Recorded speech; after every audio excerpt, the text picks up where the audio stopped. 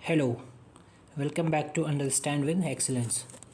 आज की वीडियो है इन्वायरमेंट से रिलेटेड कि यूपी पीसीएस प्रीलिम्स के लिए इन्वायरमेंट कैसे तैयार करें, क्या अप्रोच होनी चाहिए। जो मैं रिसोर्स बता रहा हूँ उनको आप लोग लिख लेना, क्योंकि मुझे इतना टाइम नहीं मिला कि मैं टाइप कर सकूँ।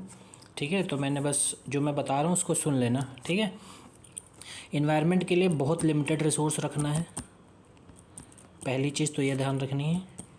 और जैसे कि सस्टेनेबल डेवलपमेंट गोल, ठीक, ये पूरे याद होने चाहिए आपको। एक क्वेश्चन हर साल आता है, हर साल कुछ ना कुछ आता है, तो ये तो पूरे याद ही कर लो बिना किसी मतलब इफ़ बट के। अब रिसोर्स क्या रखने हैं, रिसोर्स मैं बता देता हूँ। देखो, पहली चीज़ शंकर आईएएस। शंकर आईएएस की बुक आती है, बहुत बढ़िया बुक होती है ये। इन्वायरमेंट इसके बाद कहीं से पढ़ने की ज़रूरत नहीं है, वो कोई भी एग्ज़ाम हो, चाहे यूपीएससी का प्री हो, चाहे यूपी पीसीएस का प्री हो, कोई भी प्री हो। ठीक है, जिनको बिल्कुल भी बेसिक क्लियर नहीं है इन्वायरमेंट में, वो इस बुक को रेफ़र करें। दूसरी चीज़ क्या करनी है, दूसरी चीज़ आपको करनी है घटना चक्र। ठीक है, घटना चक्र। और घटना चक्र को इतनी सावधानी से करना है कि मतलब उसका जो एक्सप्लेनेशन वाला पार्ट है उसको भी अच्छे से कवर करना है। ठीक है, कहीं पर कोई मतलब छोड़ना नहीं है, क्योंकि बहुत लिमिटेड रिसोर्स रख रहा हूँ इसीलिए मैं कह रहा हूँ। और फिर पीवाईक्यू और टेस्ट सीरीज। ठीक है, हाँ, मेरा प्रीलिम्स का मेंटरशिप प्रोग्राम चल रहा है, काफ़ी लोग बच्चे ज्वाइन भी किए हैं। ठीक है, लगभग 25 से 30 लोग हैं उस ग्रुप में। जिसको वो मेंटरशिप प्रोग्राम ज्वाइन करना है, पेड प्रोग्राम है, ज्वाइन कर सकते हैं। ठीक है, काफ़ी हेल्प मिलेगी प्रीलिम्स में, ये मैं मतलब पक्का वादा कर रहा हूँ। जो लोग हैं ग्रुप में ऐड हैं उनसे आप रिव्यू भी ले सकते हैं। ठीक है, तो अब रिसोर्स में पहले क्या बताया मैंने, Shankar IAS, Shankar IAS, second घटना चक्र, थर्ड पीवाईक्यू, और फोर्थ क्या रहेगा, फोर्थ नंबर पे टेस्ट सीरीज। ठीक है, कोई भी टेस्ट सीरीज़ ले लो, चाहे मेरी प्रोग्राम की ले लो, चाहे मेरा प्रीलिम्स मेंटरशिप लोगे तो उसमें फ्री में ही रहेगी टेस्ट सीरीज। ठीक है, तो इतने 4 रिसोर्स करने। अब मैं अभी दिखाता हूँ कि घटना चक्र को करना कैसे है। ठीक है, इन्वायरमेंट की घटना चक्र जब करोगे तो कैसे करोगे, और पीवाईक्यू भी करके दिखाता हूँ। ठीक है, जैसे ये क्वेश्चन आया था 2023 में यूपी पीसीएस प्री में। Which of the following is not a sustainable development goal targeted to be achieved by gender equality, special space research, zero hunger, good health and wellbeing. तो अब ये अगर हम मान लो, चलो एसडीजी हमें नहीं पता थे ना, तो भी हमें स्पेस रिसर्च वाले से वैसे ही आंसर हमें मिल जाता। ठीक है, लेकिन अब जैसे इसका एक्सप्लेनेशन पार्ट पे आते हैं। क्या कह रहा है, द सस्टेनेबल डेवलपमेंट गोल्स और global goals are a collection of 17 interlinked objective. ये पता होना चाहिए कि कितने हैं, 17। adopted by UN in 2015 to serve as a shared blueprint for peace and prosperity for people and planet now and into the future। अब list of 17 sustainable development गोल, ये मैं बात कर रहा था कि ये बिल्कुल रटे होने चाहिए, क्वेश्चन आता ही आता है इनसे, एक क्वेश्चन हर बार मिलेगा ही मिलेगा। ठीक, घटना चक्र ऐसे ही करनी है। जैसे एक क्वेश्चन और ले लेते हैं घटना चक्र का, अब ये देख लो, 2020 में आया है यूपी पीसीएस प्री में। The discussion on sustainable development, फिर वही चीज़ सस्टेनेबल डेवलपमेंट से related, was started after submitting a report on environment to the United Nation in 1987। That report was, ठीक, first report on climate change, our common future, second report on climate change, fifth assessment. मान लो मुझे नहीं पता है ये, ठीक है, क्वेश्चन पढ़ा नहीं समझ में आया क्या था भाई, अब इसको पढ़ते हैं। आफ्टर द, अब एक्सप्लेनेशन कैसे यूज़ करना है घटना चक्र का, कितना उसमें रखना है, कितना हटाना। After the submission of the report our common future, also known as Brundtland report, जो भी इसका प्रोनाउंसिएशन है, ये सेम चीज़ 2024 के प्री में है।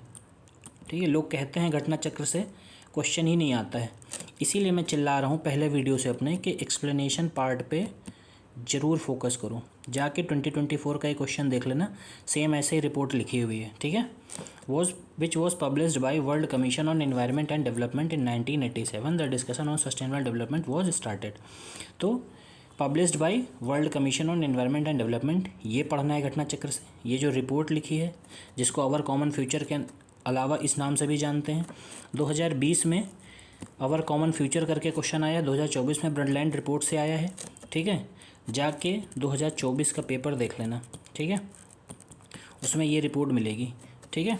तो इसलिए मैं बता रहा हूँ कि जो लोग बोलते हैं ना कि एक्सप्लेनेशन पार्ट कैसे करें या घटना चक्र से क्वेश्चन नहीं आ रहे, घटना चक्र से ये क्वेश्चन थोड़ी आएगा एग्जैक्ट। एक्सप्लेनेशन पार्ट पे फोकस करो और अच्छे से करो। जब रिसोर्स में अगर बोल दूं कि सिर्फ घटना चक्र, तो मतलब कि उसका एक्सप्लेनेशन पार्ट फिर अच्छे से होना चाहिए आपके पास। यकीन मानो हो जाएगा, उसी से पेपर हो जाएगा। और ये सामने एग्जाम्पल है इसका, इसको जाके 2024 से वेरीफाई कर लेना इस क्वेश्चन को, ठीक है, आइडिया लग जाएगा। हाँ, उसमें उसने नाम पूछा था, हो सकता है कन्फ्यूजन हो जाए, बट ये रिपोर्ट थी। तो जब घटना चक्र से एक्सप्लेनेशन पढ़ोगे, ठीक है, तो इसके बारे में थोड़ा सा देख भी लिया करो, नेट से गूगल कर लो, ठीक है, जिससे क्या हो कि कंप्लीट इस क्वेश्चन पे जितनी इन्फॉर्मेशन है सब हो जाए। अब 2020 और 2024 में रिपीट हुआ क्वेश्चन, ठीक है, सामने ही बता रहा हूँ। हाँ, क्वेश्चन का फ्लेवर अलग हो सकता है, बट तुम्हें एक्सप्लेनेशन पार्ट पढ़ने से घटना चक्र का तुम्हें आइडिया हो जाएगा कि हाँ क्वेश्चन आ रखे हैं। जब तुम ढंग से PYQ करे होगे और इसका एक्सप्लेनेशन कर रहे होगे तब। अब देखो PYQ देख लेते हैं, ठीक है।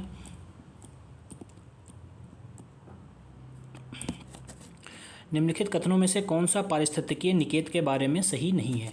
Which of the following statement is not true about ecological niche?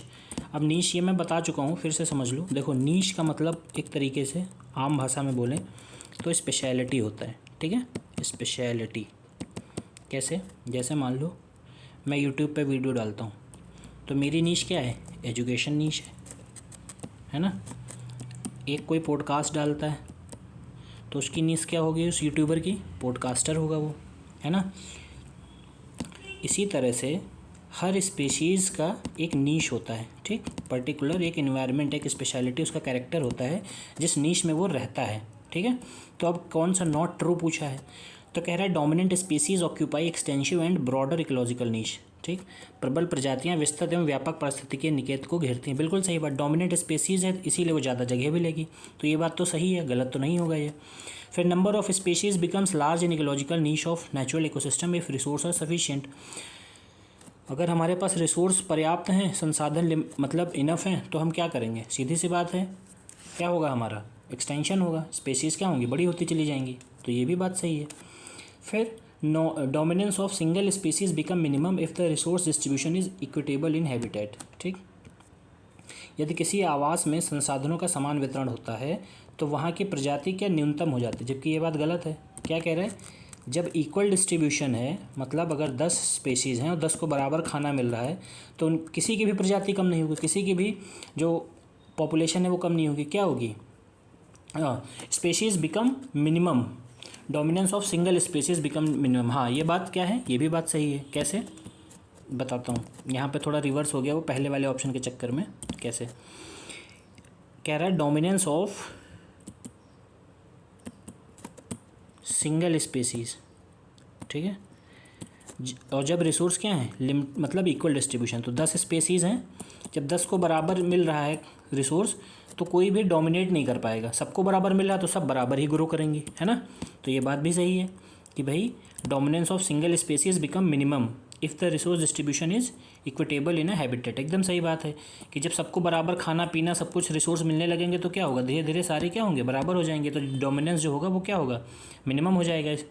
But ये वाला क्या कह रहा है? Number of species become small in ecological niche if resource are sufficient. ये गलत है भाई। जब किसी को संसाधन मतलब रिसोर्स इक्वली मिलेंगे तो उसकी संख्या कम थोड़ी होगी, उसकी संख्या तो और बढ़ेगी। जैसे मान लो तुम्हें अगर प्रॉपर खाना, फूड सब कुछ मिलने लगे, ठीक है। मान लो कोई इंसान है जिसको इनफ रिसोर्स मिल रहे हैं, ठीक है, तो वो क्या होगा? वो ग्रोथ पे जाएगा या डाउनफॉल में जाएगा? ग्रोथ पे जाएगा, ऑब्वियस सी बात है। तो सेम चीज़ यहाँ पर भी लिखी है।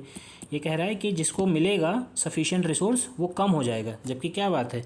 कम क्यों होगा? वो मतलब और बढ़ेगा। तो ये गलत हो गया स्टेटमेंट। तो ये तो खैर इन्वायरमेंट के बेसिक नॉलेज से भी कर सकते हो। फिर अगला क्वेश्चन देख लो।